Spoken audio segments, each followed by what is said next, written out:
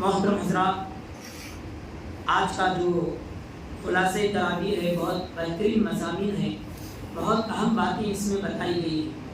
ایک سورہ ہے سورہ منافقون۔ مدینہ میں ایک باقاعدہ مسلمانوں کے خلاف ایک ٹیم کام کر رہی تھی، ان کے نام سے باقاعدہ ایک سورہ اللہ تعالیٰ نے نازل کیا۔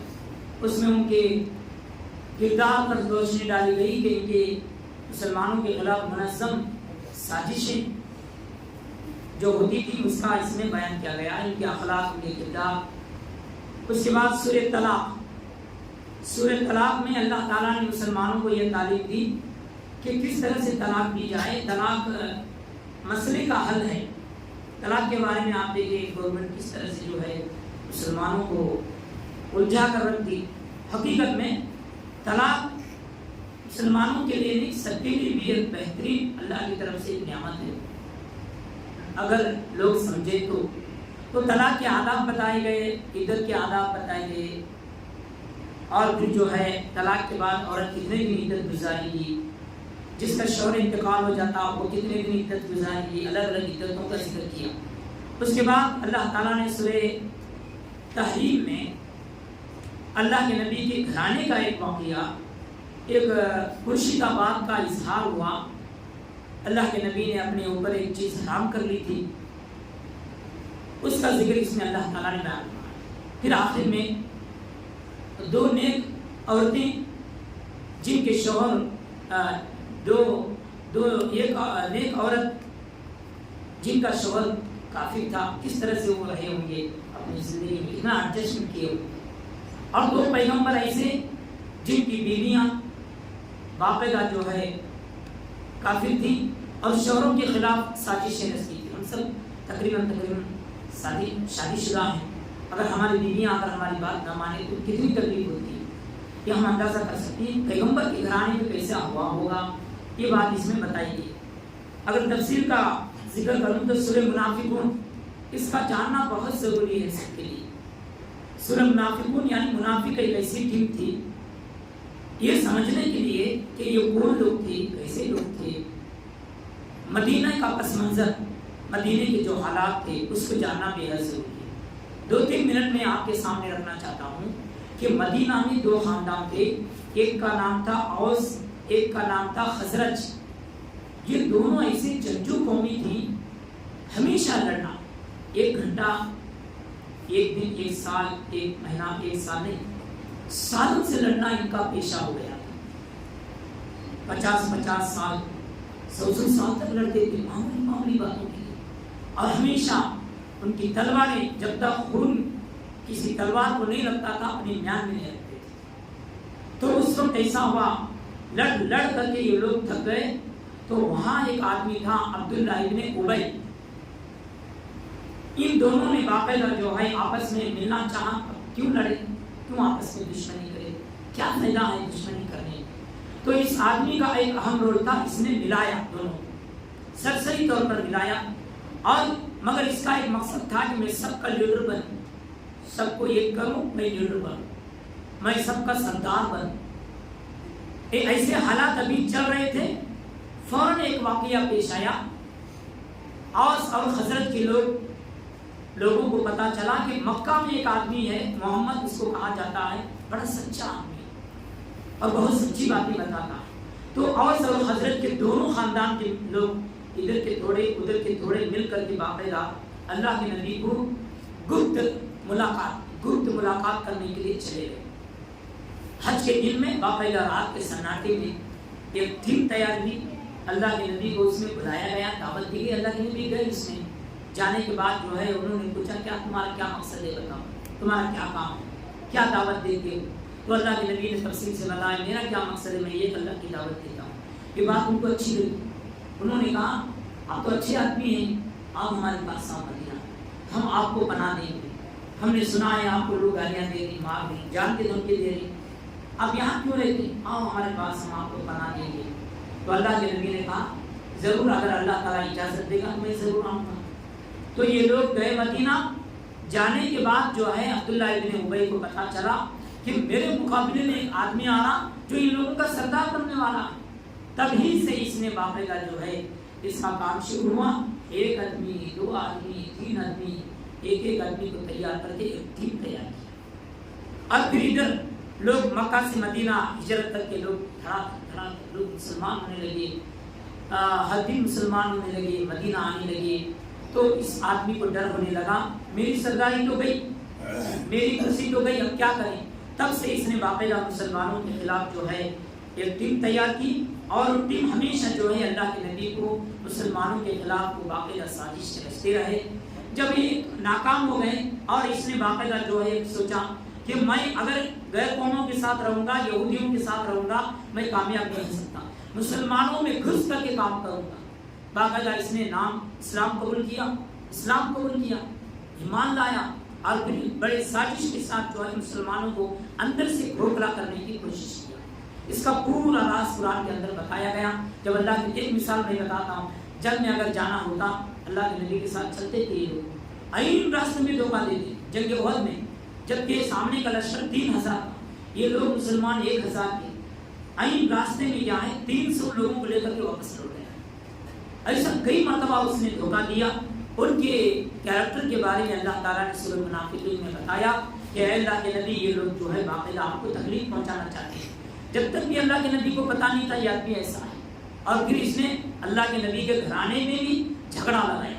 اس سے پہلے بتایا حضرت عائشہ پر زنا کا الزام لگا, اللہ کے نبی پر جو ہے الزام لگا یہ بھوک کے ساتھ شادی کیا. سب ان کی کارستانیاں تھیں. لہٰذا منافق ڈبل گیم کرنے والا, کبھی ادھر کرنے والا, کبھی ادھر کرنے والا, کبھی ادھر سچا ہونے والا, کبھی ادھر سچا ہونے والا. یہ قوم تو ختم ہو گئی, مگر ان کی عادتیں مسلمانوں میں ابھی بھی ہیں. ہر سماج میں, ہر گھر میں, ہر محلے میں, ہر مسجدوں میں بھی یہ اخلاق, بری اخلاق یہ آج بھی مسلمانوں میں پائی جاتی ہیں. ضرورت اس بات کی ہے کہ ان تمام باتوں سے ہم جو ہے دور ہونا چاہیے, اور جو ہے آدمی ادھر کا ادھر, ادھر کا ادھر جو لگاتا ہے منافقوں کی عادت ہے. یہ بات اس میں بتائی. اسی طرح سے محترم حضرات سورہ طلاق میں اللہ تبارک و تعالیٰ نے بیان فرمایا کہ اے مسلمانوں میں نے تمہیں جو ہے طلاق کا ایک بہترین طریقہ بتایا. اللہ کی ایک نعمت. اسلام یہ چاہتا ہے میاں بیوی کے درمیان اگر انبن نہ ہو جائے, ملاقات نہ ہو جائے اور صحیح رہنا پسند نہ کرے, تو آخری صورت طلاق کی ہے. عورت کو بھی خلا کا اختیار ہے, خوشی برضا, خوشی ایک دوسرے سے جدا ہو سکتے ہیں, مگر اس کے جو طریقے ہیں وہ بتائے گئے, جن کے اس سے پہلے کل بتایا تھا. لوگ جو ہے عورتوں کو ایسا طلاق دیتے تھے. مثال کے طور پر زمانے جاہلیت کی ایک مثال میں بتاؤں, بیویوں کو جو ہے ایسا تکلیف دیتے تھے, طلاق بھی نہیں دیتے تھے, رکھتے بھی نہیں تھے, نکالنے بھی نہیں رکھتے تھے, طلاق بھی دیتے. ایسے غلط سلط طریقے عورت کو ستانے کے اسلام تمام چیزوں کو حرام کر دیا. جائز طلاق کا راستہ کھلا رکھا.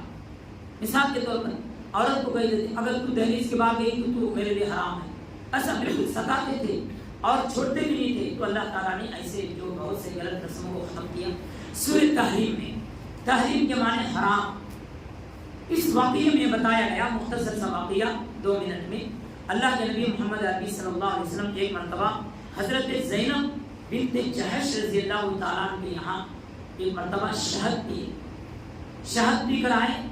تو حضرت حفصہ آپ کی بیوی, آپ کی عورت بیوی حضرت عائشہ, دونوں کو شک ہوا یہ ہم سے زیادہ کسی اور عورت کے گھر میں زیادہ کیوں ٹھہرتے ہیں. 11 بیویاں اللہ کے نبی, سوکن ہی چھو. ان کو شک ہوا کیا راز ہے. اللہ کے نبی کے پیٹھ کے پیچھے راز تلاش کرنے لگے. پیغمبروں کے گھرانے میں بھی یہ سب کچھ ہوتا تھا, چونکہ آپ ایک انسان تھے, آپ کی بیویاں بھی ایک انسان تھے, سبنوں میں تھوڑا بہت کیا ہوتا تھا. تو یہ راز تلاش کرنے میں تلاش کرتے کرتے اللہ کے نبی کو حضرت عائشہ حضرت حفصہ نے کہا آپ کے منہ سے تو ایک پھل کے کھانے کی خوشبو آ رہی, مغافر. تو اللہ کے نبی نے کہا میں تو شہد پی کر آیا ہوں, ایسا کچھ نہیں ہے, میں ایسا آپ سے سچ کہتا ہوں. اگر تم کو تکلیف ہو رہی قسم اللہ کی اب میں نہیں جاؤں گا کسی کے پاس کھانے کے. تم میری بیویوں کے درمیان اگر میں انصاف نہیں کروں گا اور کون کرے گا. اگر تم کو تکلیف ہو رہی میں آج کے بعد قسم کھا کے کہتا ہوں شہد نہیں پیوں گا. شہد ایک حلال چیز ہے, یہ اللہ کو پسند نہیں آئی بات, نبی کی بات اللہ کو پسند نہیں آئی. یہ سورہ نازل کر دیا اور کہا کہ دیکھیے اللہ کے نبی آپ تو نبی ہیں, مگر حرام کو حلال کرنا, حلال کو حرام کرنا یہ کسی نبی کو بھی اختیار نہیں ہے. آپ نے جو قسم کھائی ہے قسم توڑ دو اور کفارہ ادا کرو. یہ بہت تفصیل ہے اس کے اندر. تو بہرحال یہ بتایا گیا کہ باقاعدہ جو ہے حرام کو اختیار، حرام کو حلال، حلال کو حرام کرنا یہ نبی کے لیے بھی اختیار نہیں ہے. تو ہمارے جیسے تمہارے جیسے جن کا کوئی شمار نہیں ہے. کیسا حرام کو حلال، حلال کو حرام کر سکتے ہیں؟ سود حرام ہے ہم اس کو حلال سمجھ بیٹھے ہیں، جو حلال ہے اس کو حرام سمجھ بیٹھے ہیں. یہ ہمیں زیبا نہیں دیتا. آخر میں سورہ تحریم میں اللہ تبارک و تعالیٰ نے بہترین 2 نبیوں کا ذکر کیا ہے. اور یہ ذکر کرنے کا مقصد یہ ہے کہ ہمارے گھرانوں میں بھی اگر میاں بیوی میں اگر ناچکیاں ہو جائیں تو جو مرد برداشت کرتا ہے وہ ہلکا مومن نہیں، ہلکا مرد نہیں ہے. بیویوں کی تکلیف کو جو مرد برداشت کرتا ہے وہ پیغمبروں کی سنت ہے، پیغمبروں کی علامت ہے. مثال کے طور پر ایک تھے حضرت نوح علیہ السلام. ان کی بیوی باقاعدہ شوہر کے خلاف سازش رچتی تھی. اب ایک مرد کیا کر سکتا؟ وہ بیوی ایسی نالائق ہو جائے تو مرد صحیح ڈھنگ سے کیسا کام کر سکتا ہے؟ کس طرح سے وہ باہر اپنے ماحول کو کامیاب کر سکتا ہے؟ نہیں کامیاب کر سکتا. تو حضرت نوح بڑے پریشان تھے، میری بیوی خود میرے خلاف کیا سازش کرتی ہیں. ان کا ذکر کیا گیا. اور اسی طرح سے آگے حضرت لوط علیہ السلام یہ بھی ایک پیغمبر، ان کی بیوی ان کے خلاف سازش رچتی تھی. باقاعدہ جو ہے باہر کے مردوں کو بلاتی تھی اور جو ہے اپنی ہوس پوری کرنے کے لیے باقاعدہ جو ہے سازش رچتی تھی. لمبا واقعہ ہے، مختصر میں اشارہ کر رہا ہوں، آپ سنیں. تو یہ دونوں پیغمبروں کی بیویاں کیا تھی؟ کافرہ تھی. ہمیشہ مرد کے خلاف، ہمیشہ مرد کے خلاف بات کرتی تھی. کس طرح سے برداشت کیے ہوں گے کہ ہمارے لیے نمونہ ہے، ماڈل ہے. ہم سب مردوں کے لیے ایک ماڈل ہے. بیویاں اگر نافرمان ہو جائے کس طرح سے کنٹرول کیا جائے. اسی طرح سے ایک عورت کی بھی مثال دی گئی اس میں، حضرت آسیہ اور حضرت مریم. 2 عورتوں کا اس میں ذکر کیا گیا. وہ 2 عورتیں نافرمان تھیں، یہ 2 عورتیں فرما بردار تھیں. حضرت آسیہ نیک اور صالح، مرد کیسا؟ فرعون زمانے کا ظالم بادشاہ. ان کے ساتھ حضرت آسیہ نے کیسا زندگی گزارے ہوں گے، کیسا تو سانس لیے ہوں گے. ہر طرف ظلم، ہر طرف ظلم کے انتہا کی. ایسے اس میں اپنے ایمان کو بچاتے ہوئے، اپنے تقوی کو بچاتے ہوئے ایسے ظالم شوہر کے ساتھ انہوں نے زندگی بسر کی. تمام عورتوں کے لیے حضرت آسیہ دنیا کی تمام مسلمان عورتوں کے لیے مثال ہے. دنیا کے تمام مردوں کے لیے حضرت نوح، حضرت لوط ایک مثال ہے. اور پھر حضرت مریم کی بڑی اہم اس میں تعریف بیان کی گئی ہے. بہت متقی پرہیزگار تھی، غیر شادی شدہ تھی. ان کے اوپر بھی زنا کا الزام لگا مگر برداشت کرے. اگر شوہر کے بچہ پیدا ہوا لوگ تانا دینے لگے، باتیں کرنے لگے، خاندان بڑا اونچا. لوگ کہنے لگے اے مریم تو اتنے بڑے اونچے خاندان کو کیسا کام کرتی ہے، کیسا کام کی؟ تیرے گھرانے میں آپ کے ماموں حضرت ہارون بڑے نیک و متقی. تو لہٰذا تانے پر تانا زمانے کے لوگ گالیاں دینے لگے. کیا کیسا برداشت کرے رہی ہے حضرت مریم؟ کل طور پر 2 مردوں کا ذکر، 2 عورتوں کا ذکر بتا کر کے تمام مردوں کو، تمام عورتوں کو ایک جو ہے مثال بیان کی گئی ہے. اور اسی طرح سے حضرت مریم کے بارے میں اور حضرت خدیجہ کے بارے میں، حضرت آسیہ، حضرت خدیجہ اللہ کے نبی کی بیوی، آسیہ فرعون کی بیوی، حضرت مریم اور اسی طرح سے حضرت فاطمہ اللہ کے نبی کی بیٹی. ان 4 عورتوں کا ذکر قرآن میں آتا ہے. یہ جنت کے سردار ہوں گی، جنت کے سردار ہوں گے. لہٰذا یہ سورہ تحریم کی تفسیر تھی. اللہ تعالیٰ سے دعا ہے کہ اللہ تبارک و تعالیٰ ہم سب کو ان آیتوں سے نصیحت حاصل کرنے کی اللہ کی توفیق عطا فرمائے.